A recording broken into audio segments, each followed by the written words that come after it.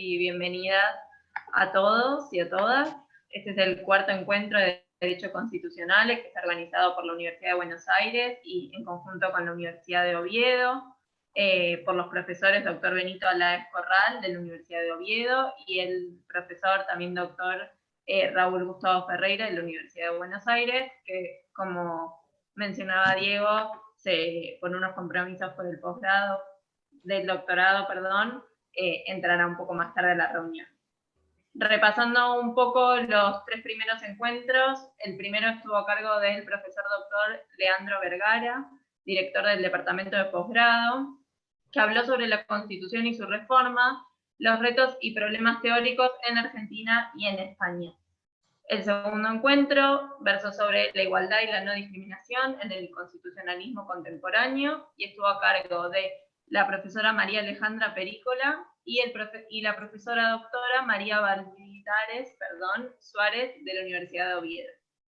El tercero y último encuentro antes de este estuvo a cargo del profesor doctor Alberto Dalla Vía de la Universidad de Buenos Aires y el profesor doctor Francisco Bastida Freixedó de la Universidad de Oviedo, y versó sobre el sistema de gobierno presidencial en Argentina y el sistema de gobierno parlamentario en España. Hoy hablaremos sobre la cuestión judicial y la tutela multinivel de derechos, y para contar un poco más y presentar a la expositora y al expositor que nos acompañan, le doy la palabra a Victoria Peretti para que los presente.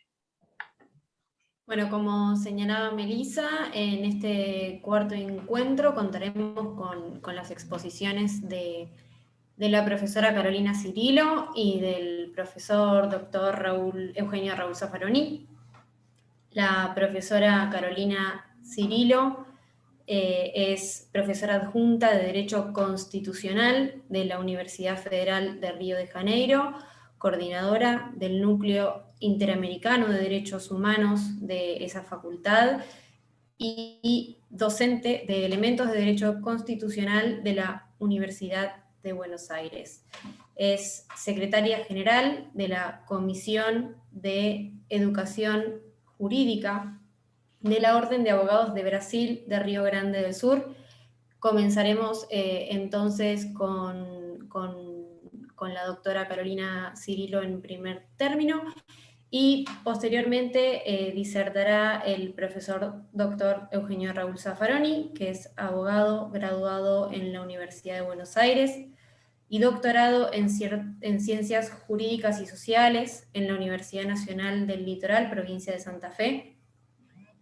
Es doctor honoris causa en más de 44 universidades americanas y europeas. Fue profesor titular y director del Departamento de Derecho Penal de esta casa de estudios. También nombrado en el año 2007 como profesor titular consulto de la Facultad de Psicología de la Universidad de Buenos Aires y profesor emérito de la Universidad de Buenos Aires por designación del Consejo Superior, autor de obras renombradas como el Tratado sobre Teoría del Delito, Manual sobre Derecho Penal, parte general, En busca de las penas perdidas, El enemigo en el derecho penal, Criminología, aproximación desde un margen, La palabra de los muertos, La cuestión criminal y La Pachamama y el humano, entre otras. Ha recibido el premio Estocolmo de Criminología en el año 2009, se destacó en importantes cargos judiciales, llegando a ser ministro de la Corte Suprema de la Nación Argentina. Además ejerció funciones en diversos ámbitos. Fue director latinoamericano de las Naciones Unidas para la prevención del crimen y el tratamiento del delincuente, interventor del Instituto Nacional contra la Discriminación, la Xenofobia y el Racismo, director de la Revista de Derecho Penal y Criminología de la Ley, Thomson Reuters, vicepresidente de la Asociación Internacional de Derecho Penal y vicepresidente de la Sociedad Internacional de Defensa Social. Fue secretario general y fundador de la Asociación Latinoamericana de Derecho Penal y Criminología, miembro del Eminent Jurist Panel on Terrorism, Counterterrorism and Human Rights, de la Comisión Internacional de Juristas, Ginebra, autor de proyectos de reformas a los códigos penales argentino en el año 1991, ecuatoriano en los años 1969 y 1992, boliviano en el año 2009 y costarricense en el año 1991.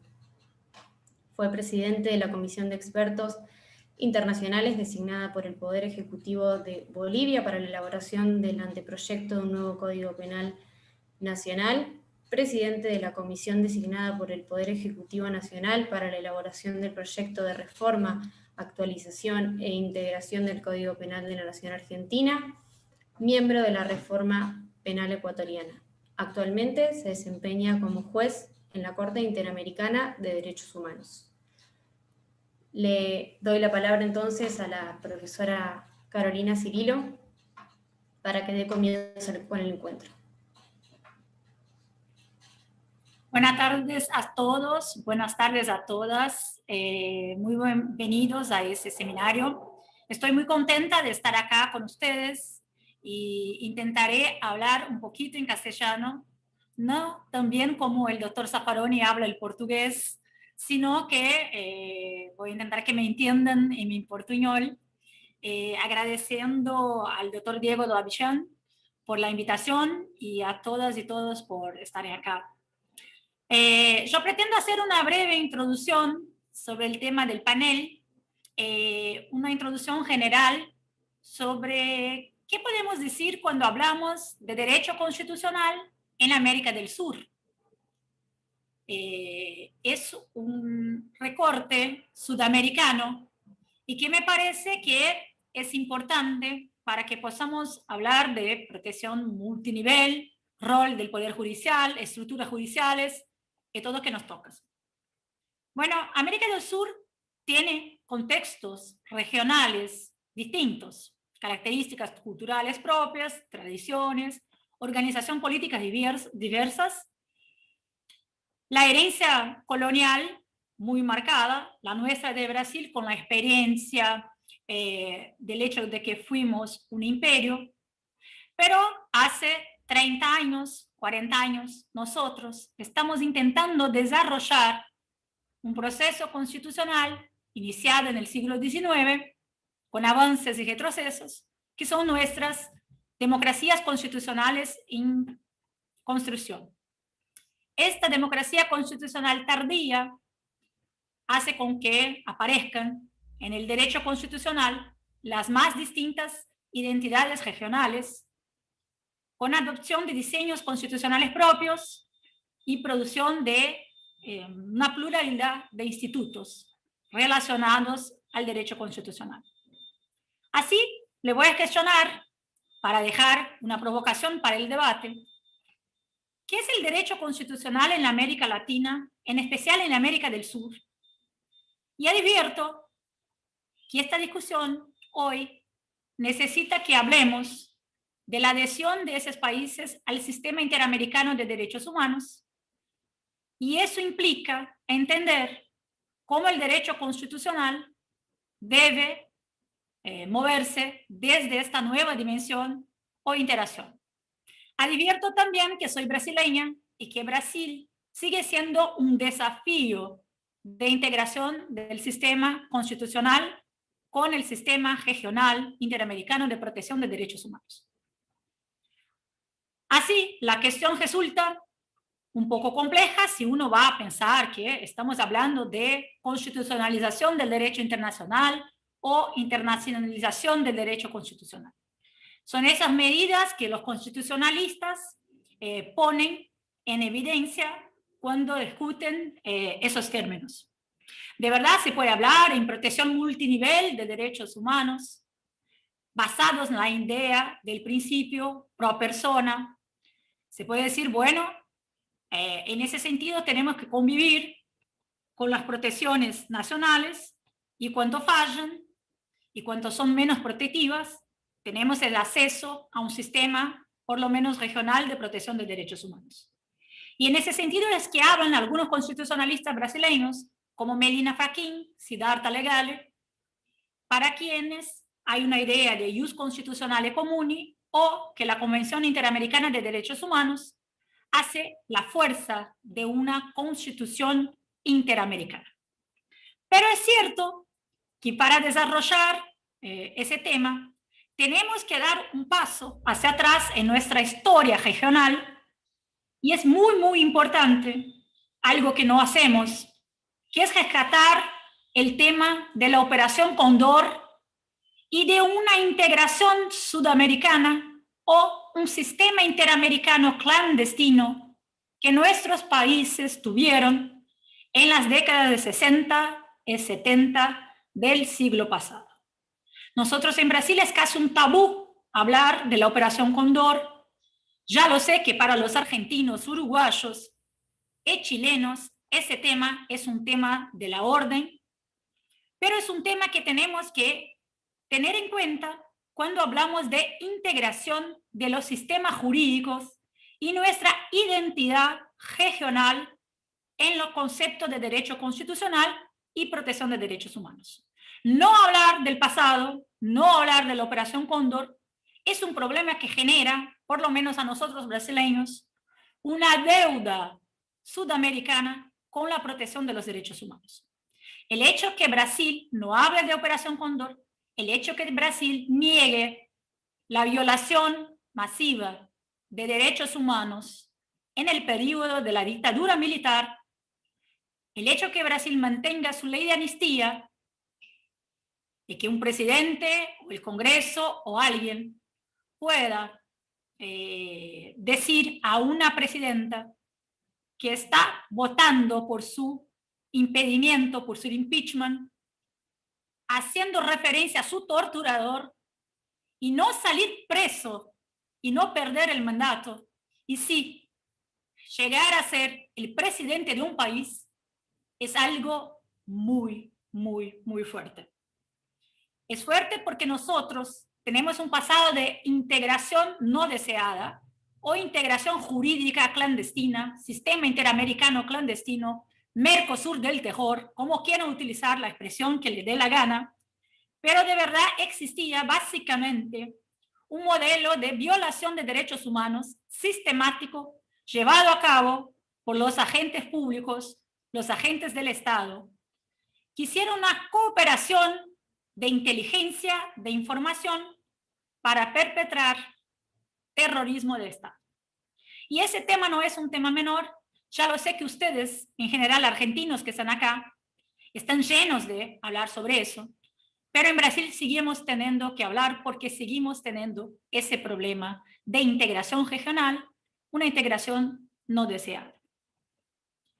Hay un conjunto de casos de la Corte Interamericana de Derechos Humanos que acá delante del doctor Zaffaroni no les voy a mencionar todos, pero algunos que son bastante importantes, como Hellman versus Uruguay, que hoy por hoy está en discusión de nuevo en las audiencias públicas, en el tema de que Uruguay, aunque tenga revocado su ley de amnistía, la ley de amnistía con apreciación de un margen nacional que fuera llevada a 2 plebiscitos, a 2 consultas populares, aún así los uruguayos revocaron la ley de amnistía, pero todavía no impulsionaron los juicios contra los agentes del Estado.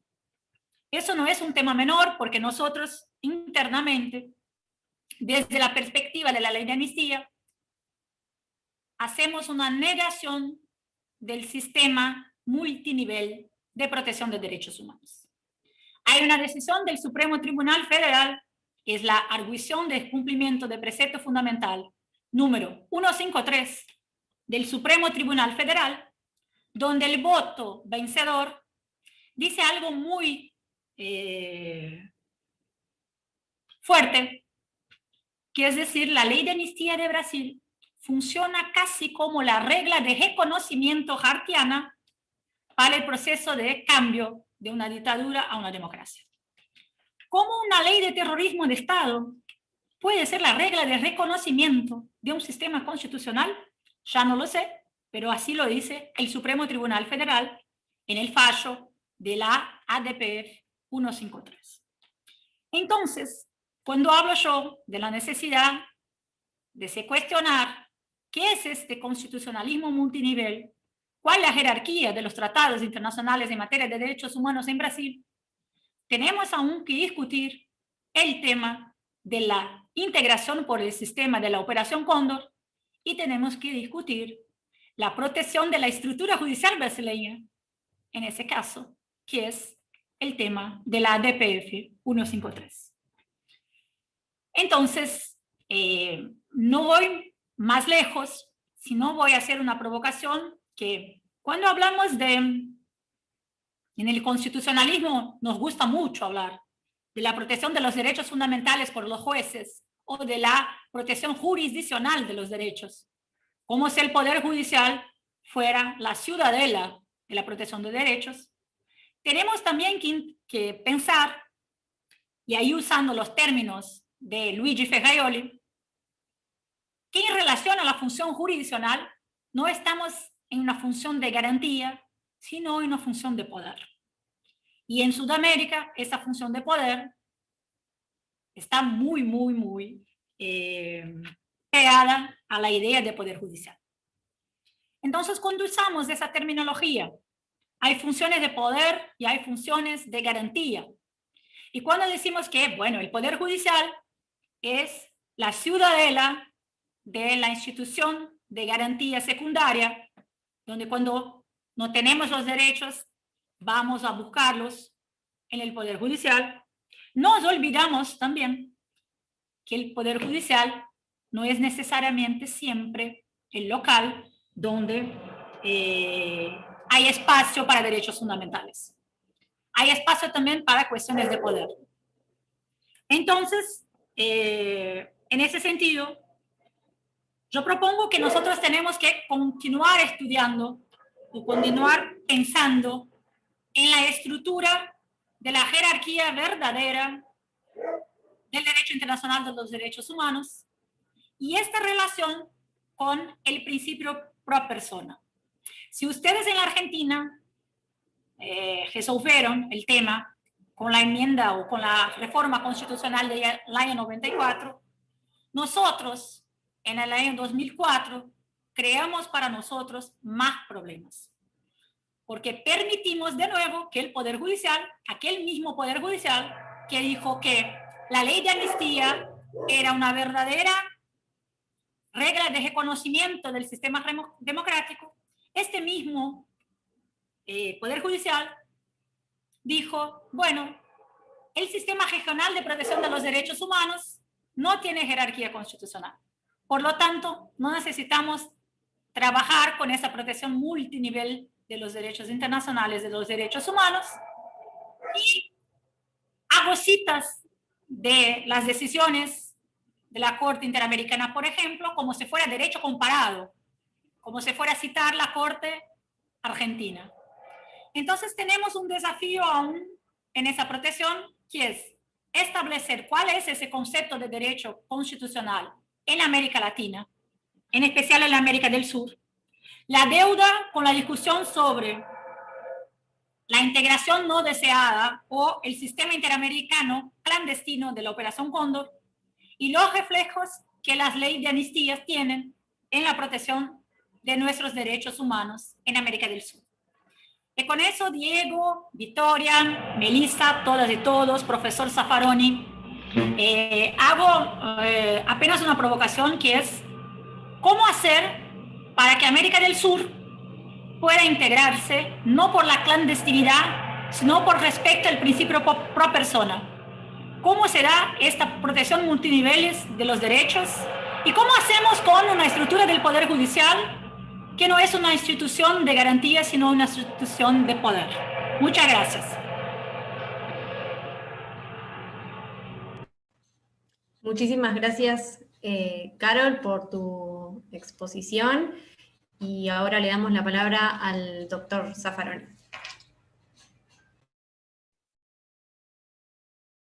Bueno, muchísimas gracias. Muchísimas gracias por un gran gusto estar esta tarde con ustedes. La colega plantea una cuestión de derecho constitucional. Yo no soy constitucionalista, soy penalista. Pero bueno, por razones funcionales me asomo a otras cosas. De alguna manera, plantea un problema respecto de la internacionalización del derecho constitucional. Y creo que hay que problematizar un poco esto, porque el derecho internacional es un derecho que no surge de un órgano superior, sino que al menos cuando tiene como fuente los tratados, surge de la soberanía de los propios estados contratantes. Es decir, en uso de su soberanía renuncian o limitan su propia soberanía. ¿Hasta qué punto la han limitado los estados del continente y los estados de nuestra región? Creo que no es hasta el punto de reemplazar al derecho constitucional, sino hasta el punto de decir, ustedes convenimos todos en que tenemos que ser democracias. Democracias en el sentido de una democracia plural, por supuesto, no en el sentido de una democracia de partido único, una llamada democracia, bueno, sistemas democráticos de partido único, ni tampoco una democracia plebiscitaria que naturalmente acabaría con las minorías, acabaría con llamada democracia plebiscitaria de tipo Carl Schmitt. No, ninguna de estas, ni admitiría una presidencia vitalicia, por ejemplo. Bueno, todas estas, creo que está ese límite, está constitucionalizado el derecho constitucional. Si se pretenden exceder esos límites, cuidado, y aquí es donde tenemos que tener una suma delicadeza al tratar el tema, porque se corre un tremendo riesgo, que es desvirtuar los propios derechos humanos.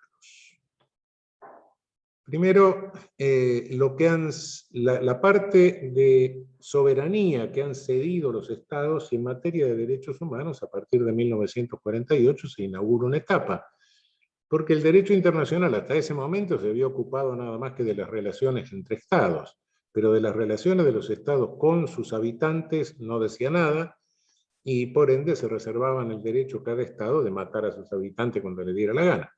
Bien, esto a partir de 1948 cambia, se cede parte de esa soberanía sobre los ciudadanos, pero la regulación del ejercicio interno de la soberanía del pueblo, cuidado, eso, la regulación en detalle, en la medida en que se respeten las reglas básicas de un sistema democrático, no se ha cedido.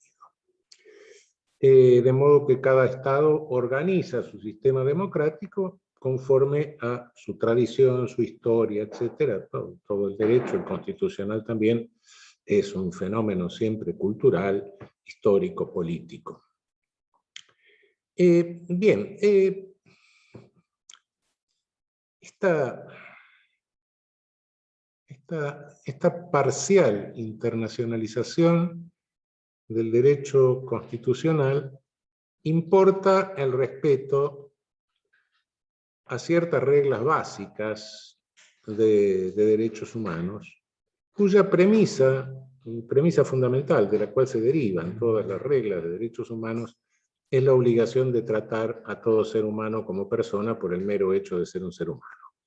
Es decir, nuestras manadas, las manadas de nuestra especie un día se juntaron y dijeron eso, no por azar, por supuesto. No fue que un día se pusieron todos buenos, sino porque hubo una presión enorme, fáctica, histórica.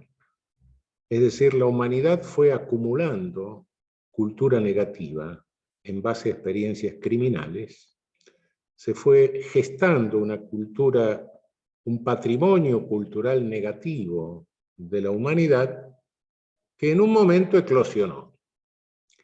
En un momento eclosionó y llevó a la positivización de la regla básica y de sus derivados. Por supuesto que entre el deber ser y el ser hay una distancia, y llevar el deber ser al ser no es sencillo. Pero una colega hace referencia a una afirmación jurisprudencial brasileña sobre que la ley de amnistía es una regla. La ley de amnistía brasileña. Sí, eso es problemático, pero es problemático todo nuestro sistema jurídico vigente. Me iría más atrás. Me iría más atrás si nosotros nunca tuvimos una especie de tratado de Waitangi como tienen los neozelandeses. Aquí llegaron los colonizadores, mataron a los indios, trajeron esclavos y ocuparon policialmente el territorio. Entonces, si vamos para atrás en funciones de las normas fundamentales de que hablaba Kelsen, de la Grundnorm, nuestros sistemas jurídicos parten de una Grundnorm que tiene por fundamento un genocidio. Creo que nuestra filosofía jurídica nunca se ocupó de eso, pero es bueno que lo pensemos. Es decir, nuestro sistema jurídico empieza cuando empieza el mundo, o sea, cuando la especie supo de que existían los otros, o sea, cuando llegó Colón, cuando Vasco da Gama dio la vuelta, y bueno, se conocieron mejor los africanos, se supo del Tahuantinsuyo y el Anáhuac, supieron que existían los europeos, en fin. Ahí es cuando la especie supo que, bueno, más o menos empezaron relaciones mundiales. Y esas relaciones mundiales empezaron con un genocidio. Y se fueron sumando otros, hasta que se fue acumulando un patrimonio cultural negativo en base a experiencia criminal de la humanidad, que un día eclosionó y determinó una normativa de protección mundial. Y después regionales, etcétera, en todo el sistema que conocemos, la historia corta de los derechos humanos. Pero la historia larga es la historia de la gestación fáctica del patrimonio cultural negativo de la humanidad. Es una historia de crímenes, efectivamente. La situación que se plantea en Brasil es coyunturalmente distinta, en alguna medida, por razones históricas, folclóricas de cada país, es un poco distinta a la argentina, a la chilena. Aquí la dictadura de seguridad nacional terminó con un altísimo desprestigio de las Fuerzas Armadas en función del desastre y el papelón de Malvinas. En Chile no salió tan desprestigiada y dejó como resultado una estructura de fundamentalismo de mercado que eclosiona ahora y se quiebra después de muchos años. En Brasil no protagonizaron ni Malvinas ni eso, un poco más de cerebro tenían y bueno, hicieron una infraestructura económica. Naturalmente, creo que la nuestra fue la más criminal de las tres, por supuesto. Y no sé, hay diferencias históricas,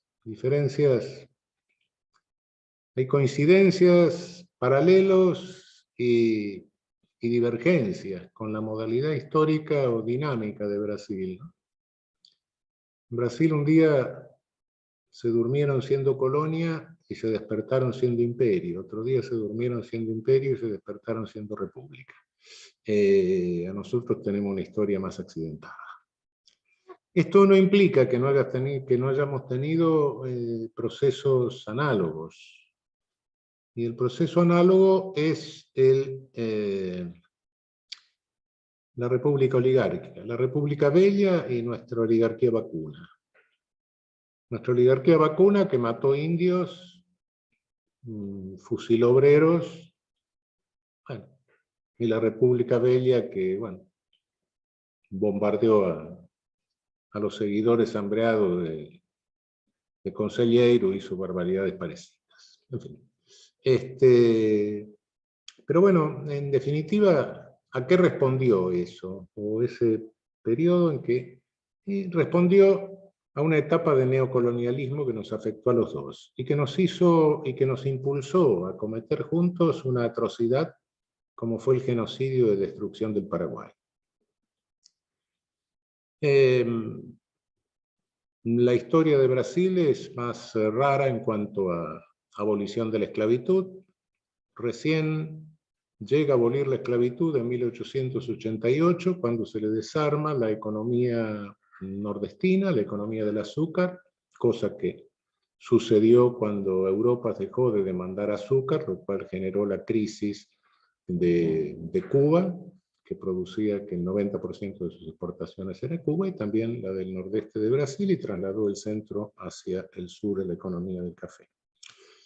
Es decir, tenemos dinámicas que son distintas por características o coyunturas, pero los dos fuimos víctimas, de alguna manera, de un colonialismo originario, de una transferencia de población brutal, del sur de Brasil, Uruguay, nosotros, y de un neocolonialismo que nos impuso repúblicas oligárquicas y cuyo último rulo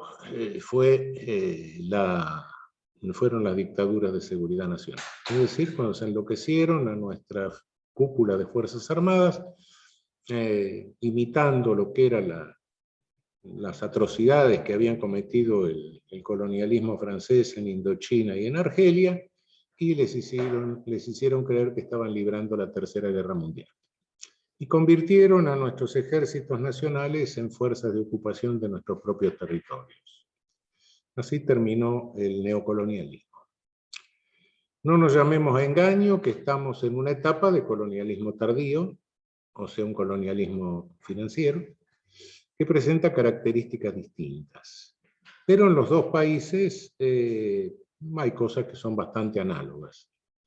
En los dos países tenemos partidos políticos únicos, un poco más separado, dividido en Brasil en este momento, que es la concentración de medios de comunicación, que cumple la función sociológica de partidos políticos, suplanta a los partidos formales. Los dos tuvimos procesos serios de lawfare, es decir, de instrumentación de la justicia para persecución política de opositores. Y por cierto, sí, en cuanto a sacarnos de encima las viejas manchas, las políticas han sido distintas. Las viejas manchas de los crímenes de nuestras dictaduras. Poderes judiciales diferentes, por supuesto. Yo creo que la estructura de la justicia penal brasileña es mucho más burocrática que la nuestra. Es una estructura, bueno, tiene su origen más o menos, me parece que es mucho más napoleónica en el sentido de una carrera burocratizada. La nuestra está mucho más dependiente, sobre todo en lo que hace a posiciones estratégicas, a decisiones políticas. Lo vimos claramente en el régimen macrista, que movió jueces como quiso.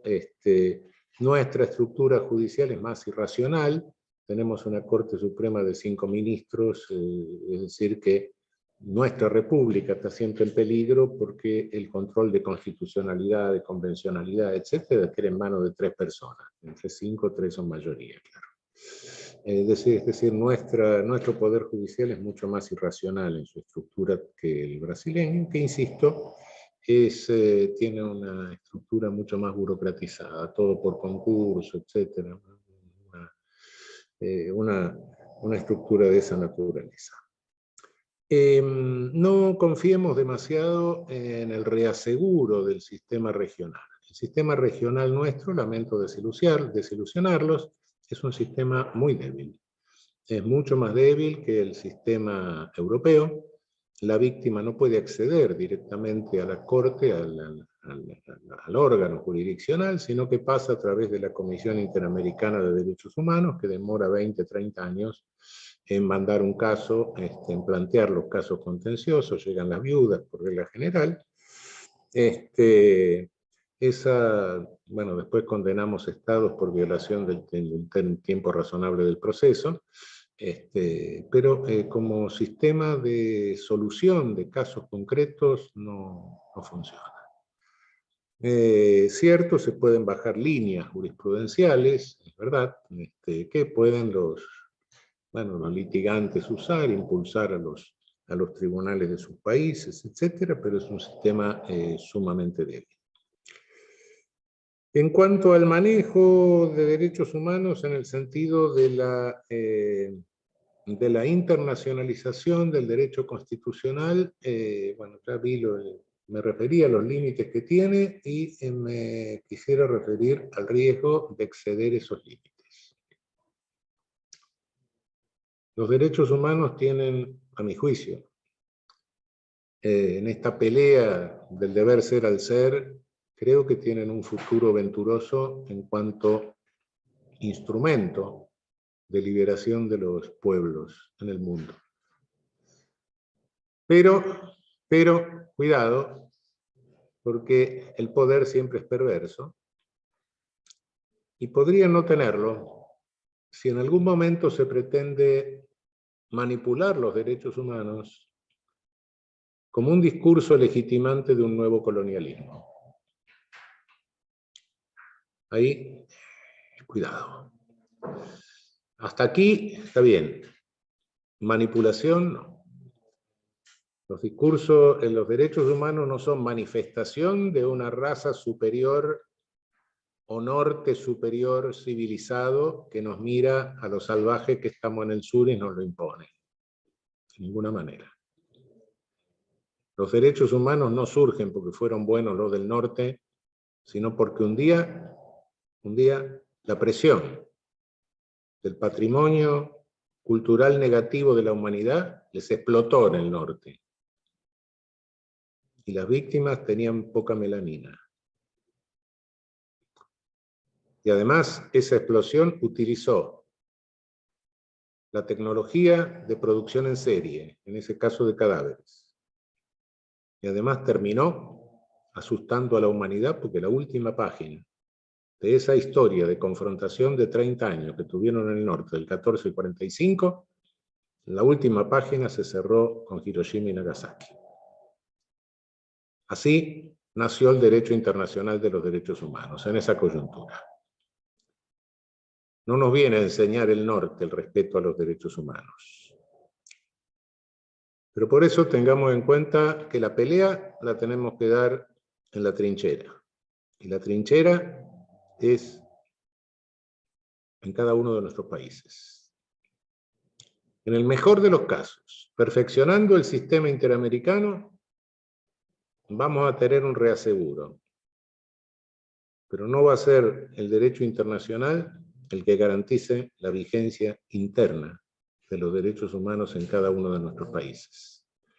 El que atienda al vecino, el que atienda al que tiene hambre, el que atienda al que no es atendido por el servicio sanitario. En nuestra región estamos padeciendo un genocidio por goteo. Si sumamos los muertos que nuestro subdesarrollo provoca cada 3, 4 meses, vamos a ver que nos echamos una Hiroshima y Nagasaki con paciencia.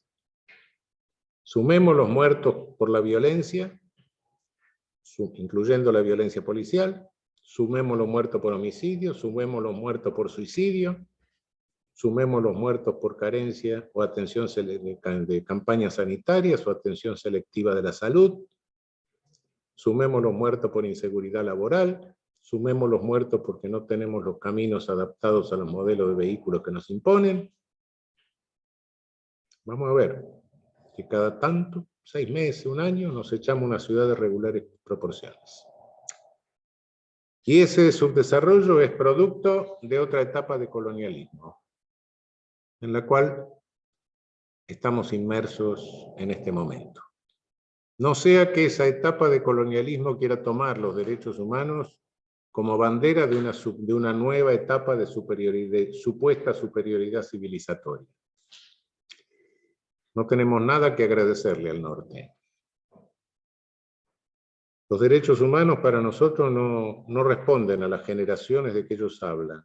La primera, los derechos individuales; la segunda, los sociales; la tercera generación, el derecho humano al desarrollo progresivo. No. Para nosotros la tercera fue siempre la primera. ¿Por qué? Y porque sin independencia no hay posibilidad de desarrollo. Y sin desarrollo no podemos reducir el número de muertos. En consecuencia, nuestros primeros luchadores por los derechos humanos fueron nuestros libertadores. Desde ese planteo, sí, desde ese planteo tenemos que encarar una lucha cotidiana. El derecho siempre es lucha, como decía Rudolf von Jhering, ¿no? Una lucha cotidiana en la cual cada día, a cada hora, a cada momento, tenemos que estar empujando porque ese deber ser se convierta en ser.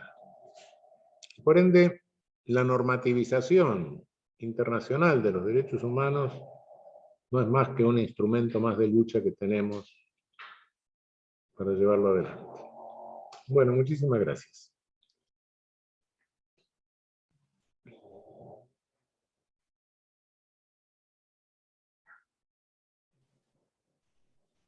Diego, bueno, primero les agradezco a la profesora Cirilo y al profesor Zaffaroni por sus exposiciones y esta conversación que han tenido sumamente interesante y que creo nos deja a todos y a todas con mucho para pensar y también con mucho para hacer en nuestros países. Y le doy la palabra al profesor Tolagosian para que comente o pregunte lo que quiera. Bueno, muchísimas gracias a ambos expositores. En primer lugar, quiero transmitirles unos comentarios que surgieron cuando estábamos organizando la actividad y que apuntan, bueno, uno a Carolina y otro al profesor Zaffaroni. En relación a Carolina, si nos hubieras explicado, que muchos alumnos son del curso de Elementos de Derecho Constitucional o de Constitucional Profundizado de la UBA, cómo funciona la reforma que tuvieron en Brasil respecto de la enmienda y la jerarquía de los derechos humanos en Brasil, que es un sistema distinto de lo que nosotros conocemos del 75-22. Y en relación al profesor Zaffaroni, me gustaría preguntarle, a raíz de lo que acaba de comentarnos, respecto de que la lucha por los derechos humanos hay que darlos en casa, porque quizás la habilidad del sistema internacional o supranacional hace que no podamos esperar 20, 30 años a obtener una respuesta. Y en ese sentido traer a colación a lo que usted nos planteaba en el libro de estructuras judiciales, estas tres grandes funciones del Poder Judicial de resolución de conflictos, el control de constitucionalidad, el autogobierno. ¿Qué mirada nos puede dar respecto, por lo menos en el caso argentino, ¿no? Esas tres funciones en relación a la actividad de la Corte y los poderes inferiores?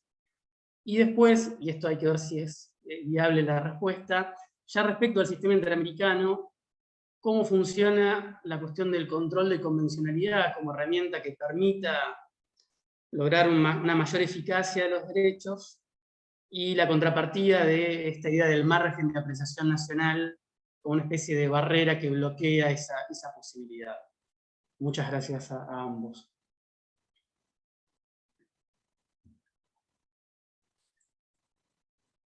Carol, ¿quieres? Ahí está. Sí. ¿Estoy desmuteada ya?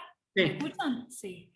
Sí. Bueno, siempre es maravilloso escuchar al doctor Zaffaroni y comparto primero con lo que dice que tenemos que hacer, que los derechos humanos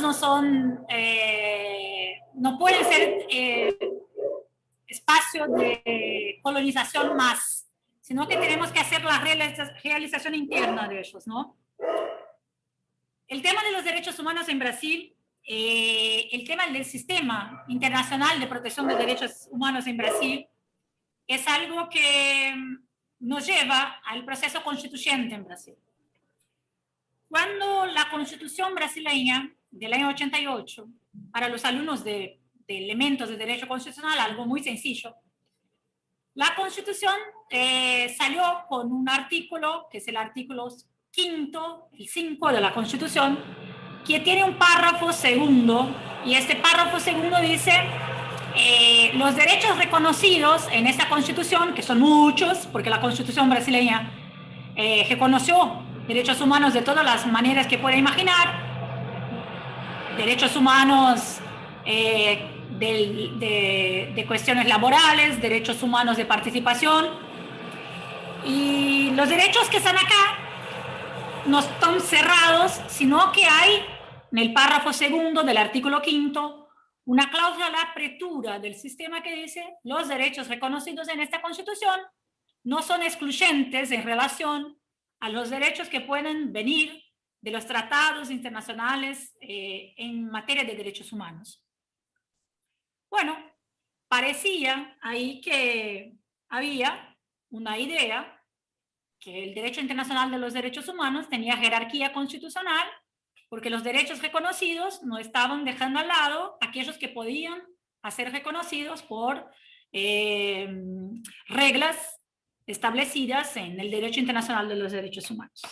Luego, en el año 92, Brasil ingresa en el Sistema Interamericano de Derechos Humanos. La convención es ratificada por Brasil, internalizada, y se imagina que desde este punto estamos con el sistema, con la CAD y con las reglas bien llevadas. En 98 se da vigencia interna a la jurisdicción internacional de la Corte Interamericana de Derechos Humanos, pero hay un problema en el sistema brasileño, que no había una regla específica de cómo se hacía esta internacionalización, ¿no? Traer el sistema para su vigencia, y se decía por decreto legislativo bajo aprobación del Congreso. Todo bien, pero en el año 2004 se hace una enmienda constitucional a la Constitución brasileña, que es la enmienda constitucional 45. Ojo que en Brasil no hay asamblea constituyente de reforma como hay en la Argentina. Se hace en la reforma constitucional los mismos diputados y senadores del Congreso Nacional constituido. No hay una diferenciación, sino que en Brasil las enmiendas, el cambio de las reglas constitucionales se hacen por una cuestión de quórum cualificado del mismo Congreso Nacional. Procedimiento especial, pero es el mismo Congreso. Entonces, en 2004, viene la enmienda constitucional 45, que es una enmienda que era la reforma del Poder Judicial, cuando se cambia un poco de la estructura judicial para crear lo que tienen ustedes, que es el Consejo de la Magistratura.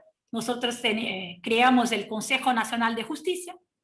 Pero viene una regla también para agregar un párrafo más en el artículo 5, que es el párrafo 3, que dice, bueno, los tratados internacionales en materia de derechos humanos que tengan la misma aprobación del procedimiento de enmienda constitucional tienen equivalencia a enmienda constitucional.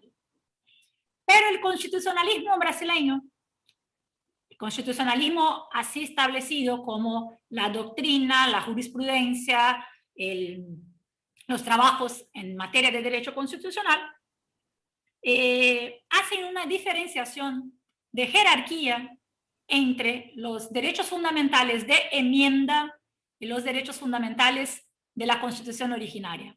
Así es decir, porque como la Constitución brasileña tiene cláusulas pétreas, los derechos fundamentales originarios, y vamos a llamar así, por así dice la doctrina, quieren decir los derechos fundamentales reconocidos por el constituyente de la Constitución 88, no por las reformas, tienen una protección especial distinto de los derechos reconocidos por enmienda.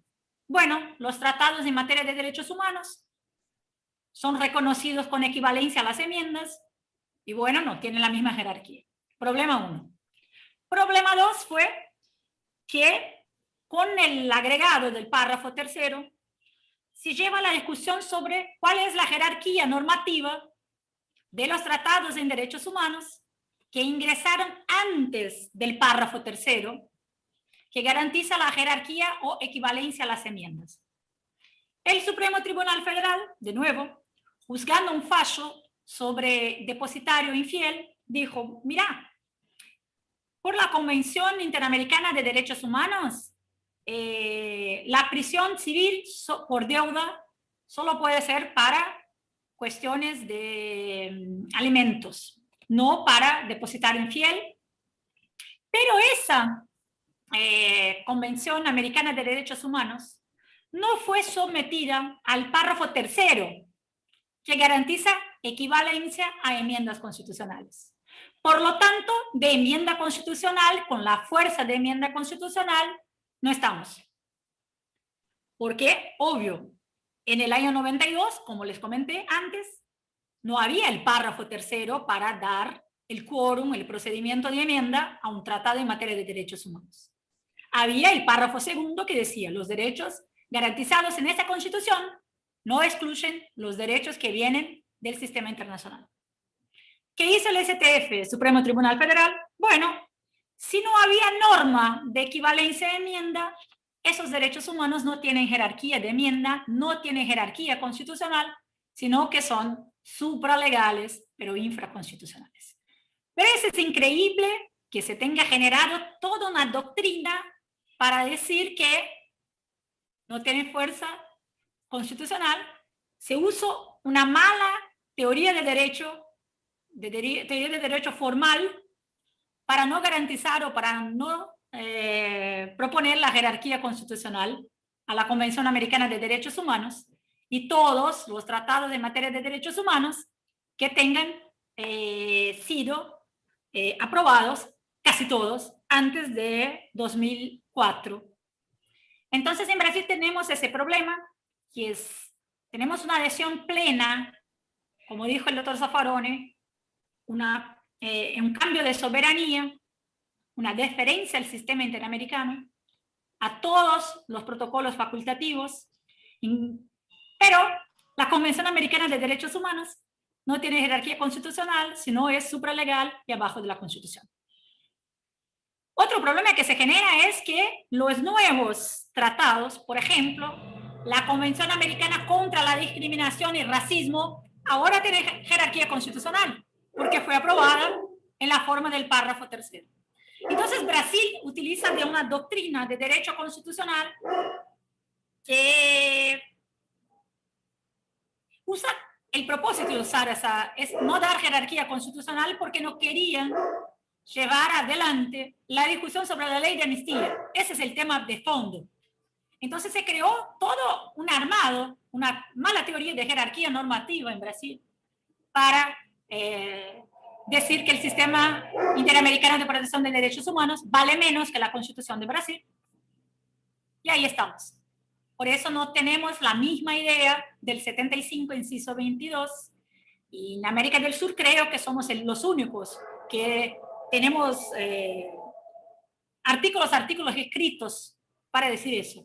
Lo que es increíble porque teníamos el párrafo segundo que permitía, que ya daba la jerarquía constitucional, y cambiamos nuestra constitución para hacer un mal cambio. Así es lo que sucede en Brasil. Gracias. No sé si me quedé clara, pero más o menos el problema brasileño es ese.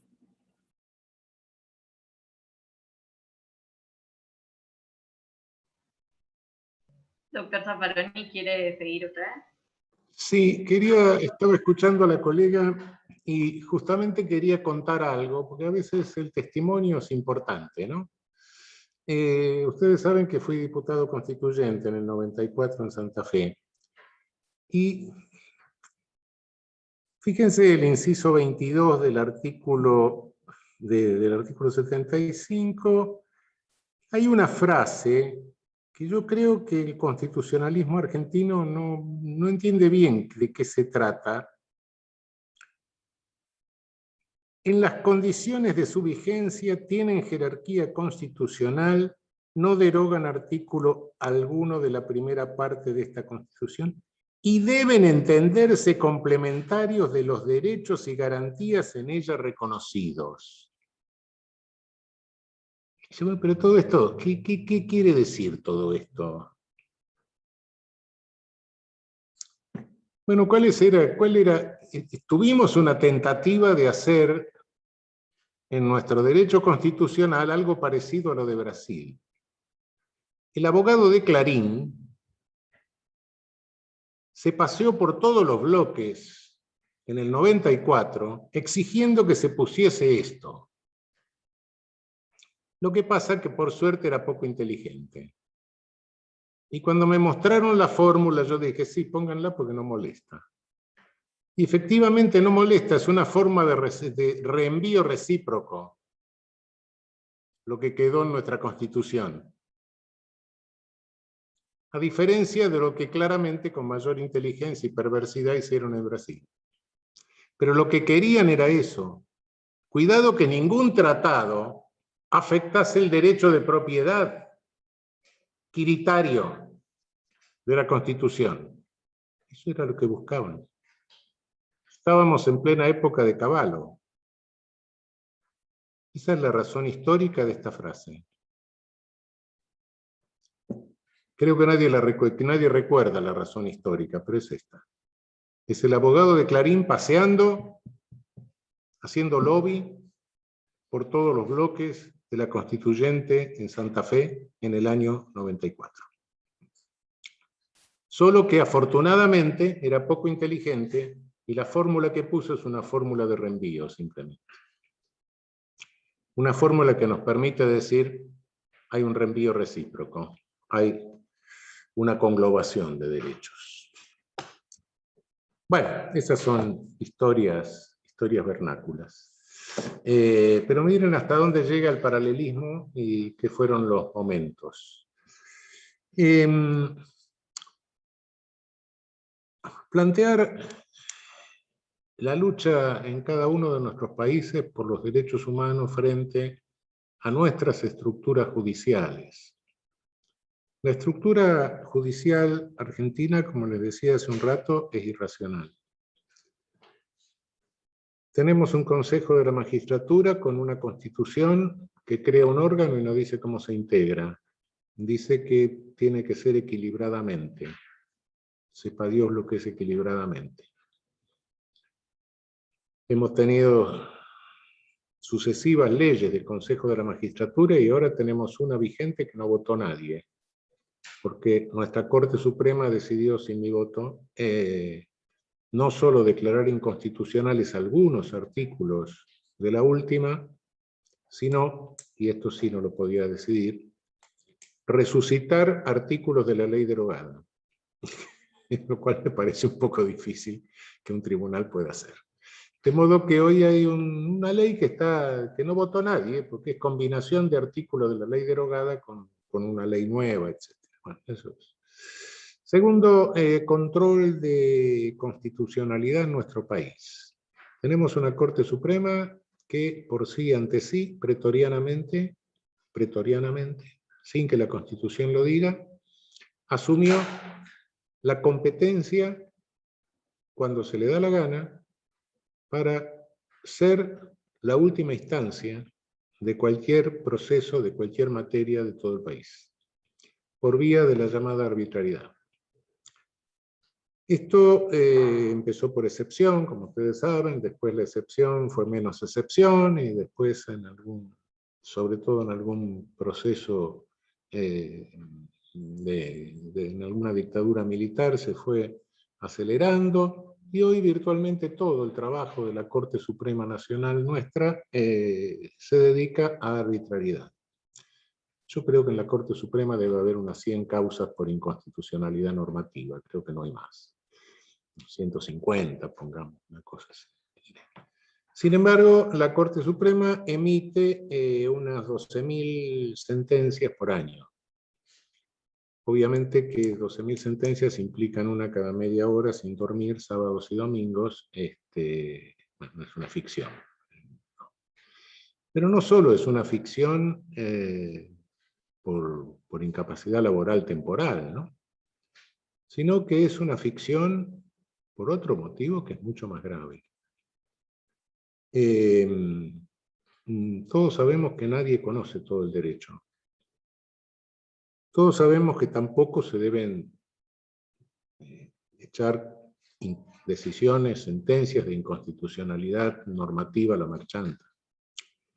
Para cumplir la función constitucional de control de constitucionalidad, la que está en la Constitución, bueno, se requiere que un magistrado conozca derecho constitucional. Si conoce alguna otra rama del derecho, mejor, pero no es indispensable. Por otra parte, para declarar una inconstitucionalidad, en una ley, bueno, tiene que tratarse de una grosería y de una incompatibilidad absoluta, que no haya ninguna posible interpretación de la ley conforme a la Constitución, en cuyo caso se podría hacer una sentencia interpretativa y no una declaración de inconstitucionalidad. Para esa función, bueno, está bien, pero para constituirse en la última instancia de cualquier materia de todo el país, bueno, la gente dedica la vida a una materia y nadie las conoce todas. En consecuencia, la estructura institucional obliga a que los jueces de nuestra Corte Suprema estén sentenciando en ultimísima instancia en materias que no conocen. Por supuesto que las sentencias no salen tan mal. ¿Por qué? Porque delegan. Delegan en todo un equipo burocrático, pero carecen de los conocimientos suficientes como para revisar jurídicamente, con criterio jurídico, no con criterio político, los proyectos que firman. Esa es la realidad del funcionamiento, de la operatividad de nuestra Corte Suprema. Sin contar con que republicanamente tener en 3 personas concentrado el poder de control de constitucionalidad, control de convencionalidad y ultimísima instancia de cualquier proceso, de cualquier materia de todo el país, es una concentración de poder que, bueno, no tengo por qué explicárselo a quien estudia el derecho constitucional, es muy poco republicana y altísimamente peligrosa. Y sus consecuencias las estamos viendo. Y las venimos viendo desde hace rato. A esto le sumamos el problema que se ha generado con la inmensa concentración de poder penal en la Justicia Federal Penal de la Ciudad de Buenos Aires y los lamentables episodios de lawfare que hemos tenido, sin contar con otros provinciales, como es el vergonzoso caso de la prisión política descarada de Milagro Sala. Esa es la situación que tenemos en nuestra realidad judicial en este momento, que la vamos a superar, por supuesto. Yo creo que en algún momento se habrá de superar. Creo que hay espacio suficiente en nuestra Constitución vigente, sin apelar a reformas constitucionales, como para en algún momento descentralizar ese enorme poder,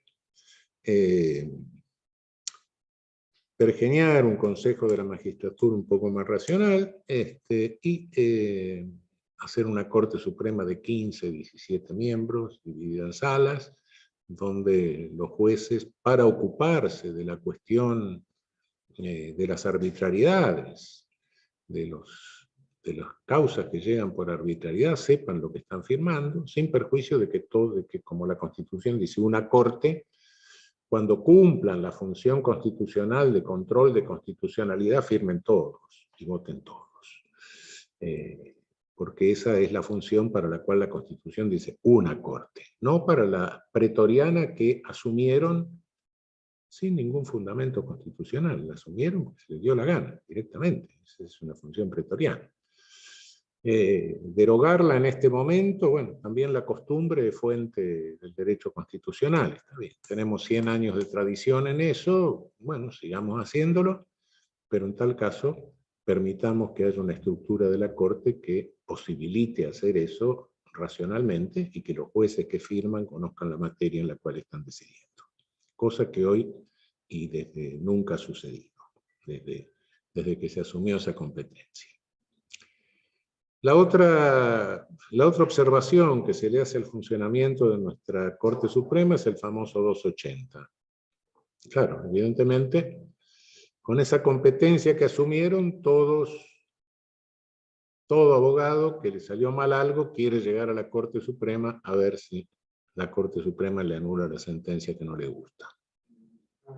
Entonces paga el arancel que corresponde, que es bastante alto, llega a la Corte Suprema y la Corte Suprema firma los 280 que se traen en carpetitas y en montones. Entonces estos son remisiones a criterios, lo firma mecánicamente, pone la impresión dígito pulgar derecha, y de esa manera es que se pueden firmar 12.000 sentencias por año aproximadamente, 12, 13.000, 11.000, una cosa de esa naturaleza.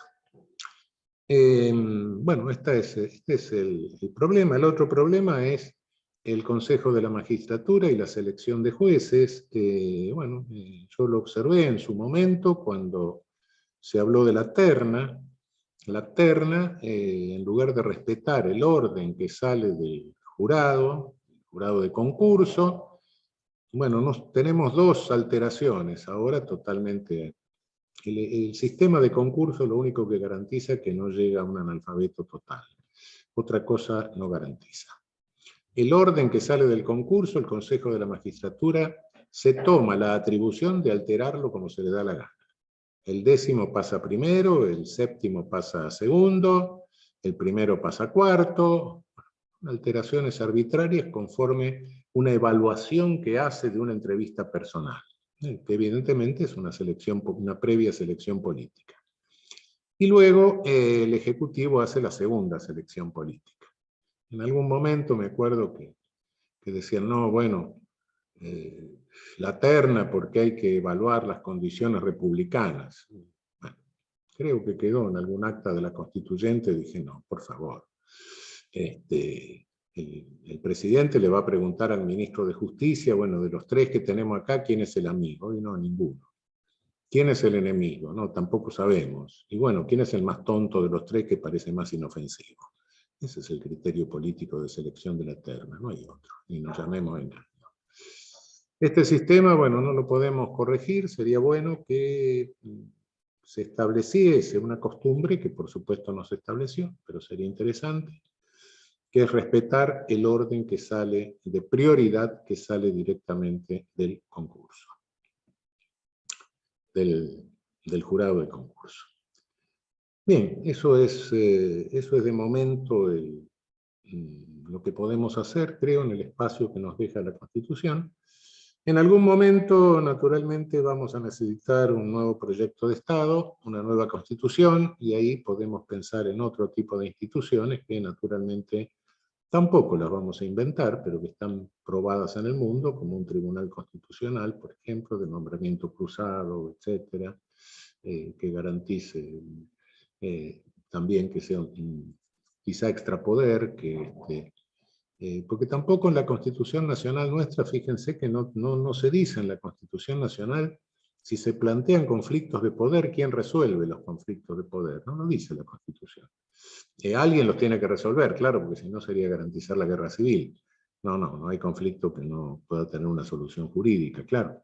Pero la Constitución no lo dice. Supongo que debería ser el poder más cercano al pueblo, la Asamblea Legislativa. Pero es una suposición, es una posición. La Constitución no dice nada. A diferencia de constituciones provinciales que tienen previsiones de quién resuelve conflictos de poderes, la nuestra no lo tiene. En fin, esta es la situación en que nos hallamos. No es buena, pero de alguna manera creo que si tenemos las ideas claras, en algún momento se abrirá el espacio político para corregir esto dentro del marco constitucional vigente y en algún futuro poder pergeñar una estructura institucional de nuestro Poder Judicial un poco más racional que la que tenemos. Muchísimas gracias, doctor, por sus reflexiones.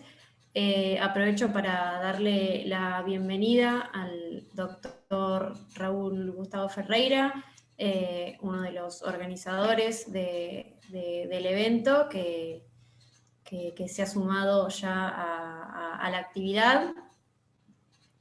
Y le doy la palabra a Carolina Cirilo para que agregue sus comentarios. De verdad que me gustaría hacer una pregunta al doctor Zaffaroni, aprovechando que estamos hablando de temas que son muy comunes nuestros, como es el tema del lawfare.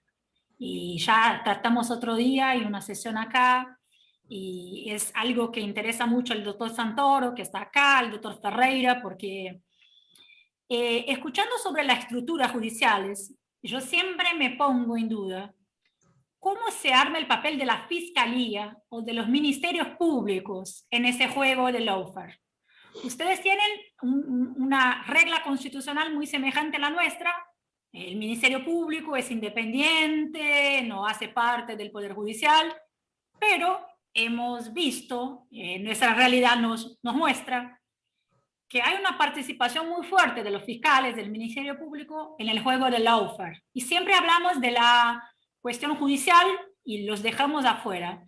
Entonces, es una pregunta, es una curiosidad y para escucharte, porque es un tema que me interesa un montón y todos nosotros acá tenemos ganas también de escuchar, bueno, cuando hablamos de lawfare, ¿estamos hablando solo de las estructuras judiciales de Poder Judicial o estamos tratando también de una función judicial que es la Fiscalía y cómo eso juega? Sí, efectivamente. El lawfare, bueno, el lawfare es un delito, sin lugar a dudas. Entre otras cosas lo cometen los jueces que cometen un prevaricato. Nosotros hemos tenido prevaricatos así cantados, ¿no? Bueno, dictar sentencias en contra de la letra expresa de la ley, tratar de resoluciones judiciales. Procesar a alguien por un delito de traición a la nación cuando no hay guerra, y tenemos la definición del delito de traición a la nación en la Constitución, es un lawfare así, de aquí a la China, no cabe duda. Y bueno, tenemos otros, no sé, negar la excarcelación porque hay vínculos residuales de los exfuncionarios, cosas así. Esos son casos claros de decisiones judiciales contra la letra de la ley, ¿no? Invocada por las partes por el mismo, como dice el Código Penal.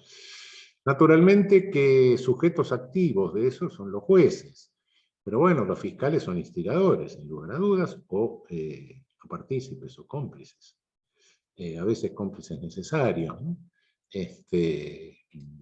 Necesarios porque los dos tienen dominio del hecho, pero le falta al fiscal la condición la condición típica de sujeto calificado. Entonces, bueno, es un cómplice primario. A veces primario, a veces secundario, a veces es un instigador. Creo que ese es el rol. En cuanto a estructura del Ministerio Público, bueno, tenemos una anomalía interesante. El régimen macrista sometió al lawfare y amenazó personalmente, bueno, de todas formas a la procuradora constitucionalmente nombrada, hasta que precipitó la renuncia de la procuradora. Quedó vacante la jefatura del Ministerio Público, es decir, el Procurador General, y ahora hace 4 años o algo así, 5, que tenemos un procurador que no votó nadie, que no tiene acuerdo del Senado, que no está nombrado constitucionalmente, pero que estaba ahí abajo y quedó. Y naturalmente que es uno de los encubridores de todo el lawfare, por supuesto.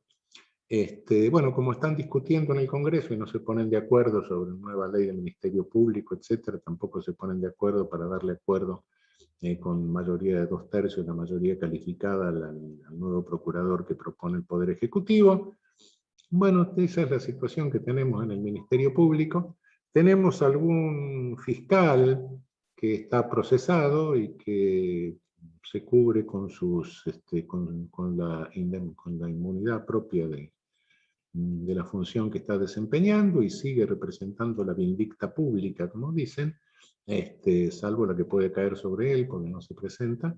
En fin, es una situación totalmente anómala que tenemos respecto del Ministerio Público. ¿Sí? Hay una característica estructural en nosotros, no tenemos divididas, no hay, como tenemos una estructura más politizada y menos burocratizada que la brasileña, se puede pasar de una carrera a la otra. Un fiscal puede presentarse a concurso para juez y ser juez, en eso no hay problema. Un defensor público también lo puede hacer, etc. Es decir, no No tenemos la carrera así burocratizada de que el que elige un camino después no puede pasar para el otro, ¿no?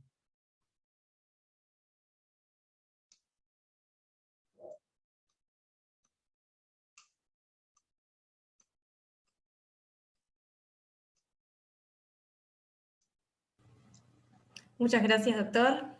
Melissa, ¿querés agregar un comentario, hacer una pregunta? Sí, en realidad gran parte ya lo dijeron, pero me quedé pensando en, doctor Zaffaroni, en las dos exposiciones, pero en una frase que usted dijo cuando habló de que la filosofía jurídica nunca se ocupó cómo realmente fue constituido nuestro sistema jurídico, nunca se ocupó de esas violencias que sufrimos los estados americanos y que nos constituyeron como estados. Y también pensando un poco en la exposición después de la profesora Cirilo, entonces, ¿qué podemos hacer viendo que hay avances y retrocesos en la región? Que cuando parece que avanzamos a regiones más igualitarias, hay retrocesos en cuanto a las políticas, al neoliberalismo, neocolonialismo que también mencionaba. Yo sé que es una pregunta amplia, pero ¿qué podemos hacer para trabajar en conjunto entre las naciones americanas con el sistema interamericano también? Bueno, yo creo que hay dos cosas. ¿Qué podemos hacer desde el plano jurídico? Es una cosa. ¿Qué podemos hacer del plano político? Es otra. El plano político es el plano que cada uno de nosotros tiene como ciudadanos. En el plano jurídico creo que tenemos que reconocer nuestros límites y nuestras limitaciones. Nuestras limitaciones tienen que ser una lucha denodada por garantizar espacios sociales, espacios de libertad social. Hasta ahí parar. Espacios de libertad social. Lo otro lo harán los pueblos. Y bueno, eso no nos quita la condición de ciudadano. Podemos salir y nos paramos en la esquina y proponemos la sociedad roja, verde, rosa, azul, la que se nos ocurra. Sí, bueno, pero eso como ciudadanos. Como en función jurídica, lo que tenemos que tener en cuenta siempre es garantizar los espacios de autonomía en la sociedad. Los pueblos van a dinamizarse. La solución es política. Nuestra pelea en lo jurídico tiene que ser esa, garantizar los espacios de dinámica social de los pueblos. Eso no nos quita nuestra condición ciudadana, podemos salir a la esquina, es otra cosa.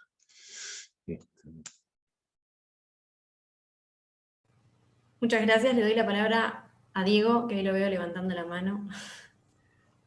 Profesor, bueno, estamos abusando de su amabilidad, pero lo tenemos que preguntarle un montón de cosas. Una consulta que puede ser muy complicada y muy extensa, pero bueno, solamente algunas ideas les voy a poder ilustrar.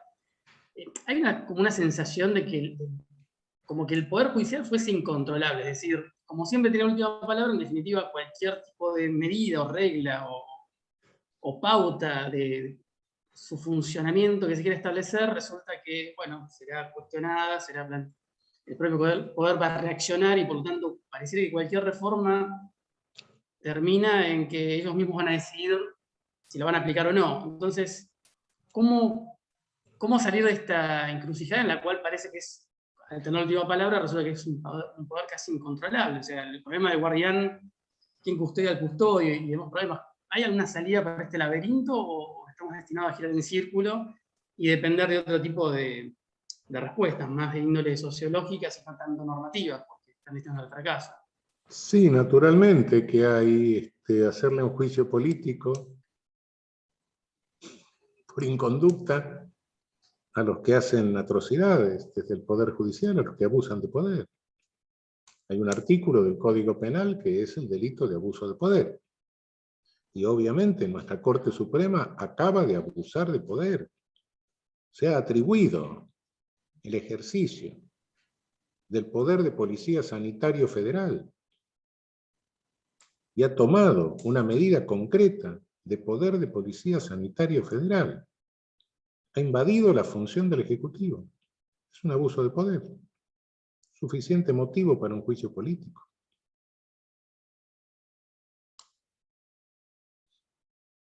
Y lo ha hecho sin consultar absolutamente a ningún técnico. A nadie.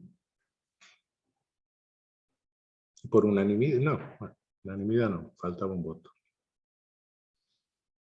Entonces, creo que cuando alguien se sale del cauce de su poder, si se sale el Ejecutivo, está el Legislativo y el Judicial para ponerlo en regla. Si se sale el Legislativo, está el Judicial también para ponerlo en regla. Si se sale el Judicial, y está el Legislativo y el Ejecutivo para ponerlo en regla. Bueno, cada uno en su propio terrenito. Si se sale del terrenito, invade el del otro, y bueno. Estamos invadiendo terrenos, estamos afectando la separación de poderes, estamos afectando el sistema de pesos y contrapesos. ¿Sí? Claramente. Y las dos soluciones es o hacerle un juicio político o tener una corte en que sus jueces sepan lo que están firmando. Y lamentablemente no tenemos. Me pasé 11 años firmando sentencias de cosas que miraba con dos ojos y decía que estoy firmando. Y preguntándole al letrado, ¿se está seguro de lo que escribiste? Sí, porque la estructura judicial obliga a eso. O creen que yo sé todo el derecho previsional, o creen que yo sé todo el derecho tributario, o creen que yo sé todo el derecho civil, o creen que yo sé todo el derecho de quiebra. No, no puedo saber. No puedo saber. Ni nadie puede saber todo eso junto. ¿O cree que mis colegas sabían derecho penal? No. No. No. Entonces, bueno, ¿qué estructura tenemos en nuestra Corte? Es la Corte más pequeña de toda América y de toda Europa. Nuestros constituyentes de Santa Fe previeron, si no me equivoco, una Corte de 9 jueces. Después, en esa reforma rara que impuso Mitre después de colonizar todo el resto del país en 1860, sacaron el número. Pero cuando teníamos 1,5 millones de habitantes, hubo tipos que pensaron, mientras se comían los alfajores merengue en Santa Fe, pensaron que era necesario 9 jueces. Ahora tenemos 5, con 45 millones de habitantes. No, hemos mejorado. Ahorramos presupuesto.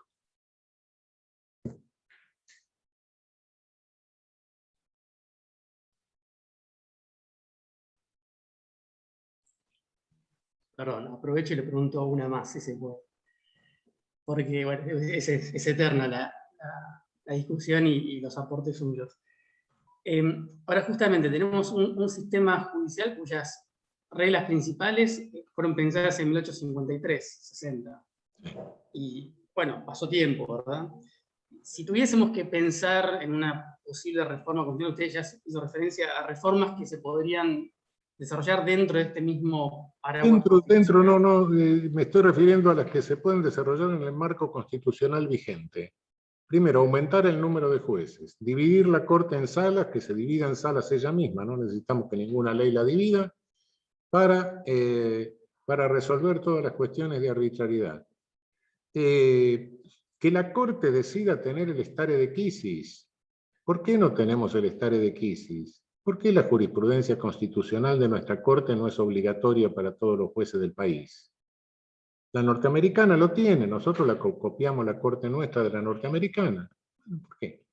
Segundo, ¿qué inconveniente hay y en qué afecta el control difuso de constitucionalidad que cuando un juez declara la inconstitucionalidad de una ley, directamente con un per saltum eso vaya a la Corte Suprema? ¿Se le quita a los jueces el control difuso? No. Primera instancia, segunda, lo que quiera. Bueno, cualquiera puede seguir declarando la inconstitucionalidad de lo que quiera. Bueno, pero directamente eso va a la Corte. ¿Por qué tiene que pasar todas las instancias y entonces tenemos 5 años que no sabemos lo que pasa? Y todo eso se puede hacer sin alterar la Constitución, en el marco de la Constitución vigente. No, un juez, la Constitución declaró inconstitucional una ley. Ah, sí, fenómeno. Bueno, no, pero un juez dice que no, que sigue siendo constitucional. Tengo que seguir todas las instancias Hasta que 4 años después llego a la Corte. Y la Corte en una de esas me dice, no, tiene razón el juez, es constitucional. ¿Por qué? Porque se murió alguien y cambió la composición de la Corte. ¿Eso es seguridad jurídica?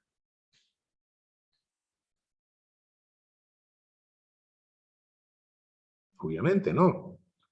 Ni siquiera es previsibilidad. Yo sé que, bueno, la seguridad jurídica no se garantiza solo con la previsibilidad, ¿no? Teniendo un tribunal que condena a todo el mundo a muerte no sería seguridad jurídica. Pero bueno, la previsibilidad es una de las condiciones de la seguridad jurídica. Nosotros no sabemos, qué sé yo, lo que van a resolver. No se sabe. Tenemos códigos únicos, sí, y 25 posibles interpretaciones diferentes. ¿Hay alguien que unifique, que haga casación federal? No, no hay.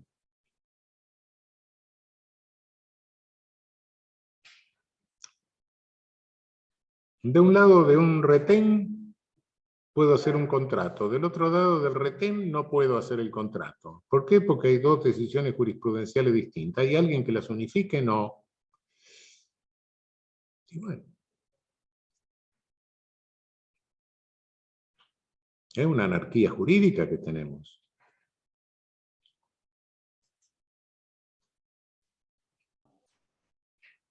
Muchas gracias, profesor, por su última respuesta.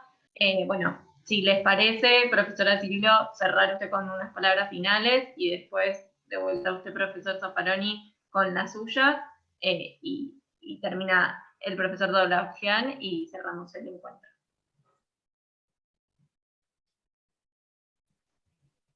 Bueno, yo quería agradecer a la asistencia y la posibilidad de discutir y hablar en un foro sudamericano sobre temas que son nuestros, de derecho constitucional, de derechos humanos y de estructuras de nuestros poderes.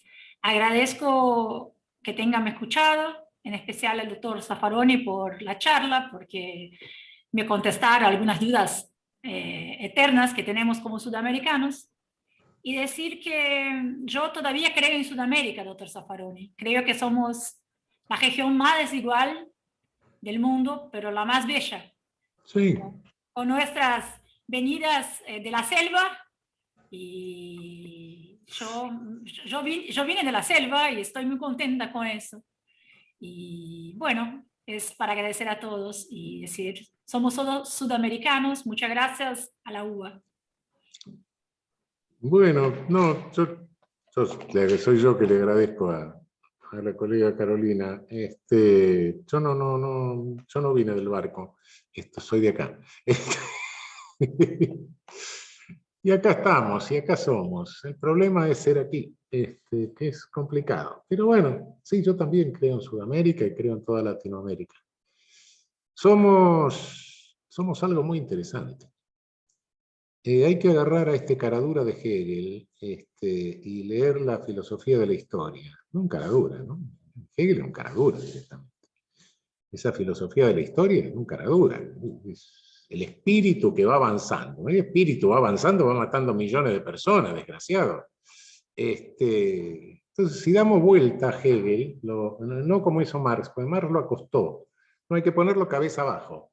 Y cabeza abajo nos caemos nosotros. Todos lo que Hegel va dejando, va haciendo pelota con su Geist. Estamos en América Latina. O eran originarios o fuimos llegando. Interactuamos entre todos.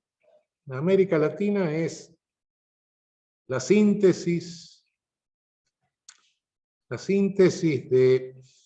de las victimizaciones planetarias del colonialismo. Que interactuamos casi en el mismo idioma, o primos, entre todos. La riqueza cultural que nosotros tenemos es única en el planeta. Y sin lugar a dudas, alguna cultura va a salir de acá, y sincrética, todo eso. Y algún mensaje cultural le vamos a mandar al mundo, eso no me cabe duda.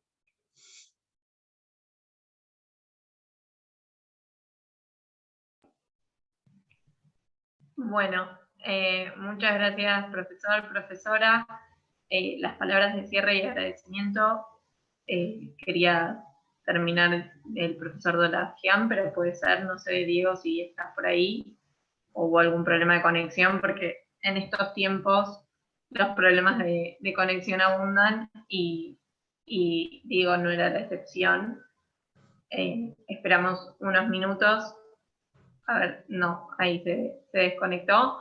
Pero bueno, aprovecho yo para agradecerles al doctor Ferreira por la organización del evento, junto con el profesor Alaes Corral. No sé, profesor Ferreira, si quiere decir unas palabras de cierre. No, muchas gracias a todos y todas por estar acá, a Carolina y a Raúl. Mis excusas por haber llegado tarde y realmente que estoy muy contento porque llegue a su fin el primer ciclo del webinario que hacemos con la universidad, con los amigos y colegas de la Universidad de Oviedo. Muchísimas gracias, Melissa. A usted, profesor. Bueno, entonces, muchas gracias a todos y a todas, al profesor Zaffarini también, a la profesora Cirilo, Victoria también, Victoria Peretti como organizadora de este webinario, y los y las esperamos para próximos encuentros para seguir pensando en una sociedad más justa desde el derecho constitucional. Muchas gracias.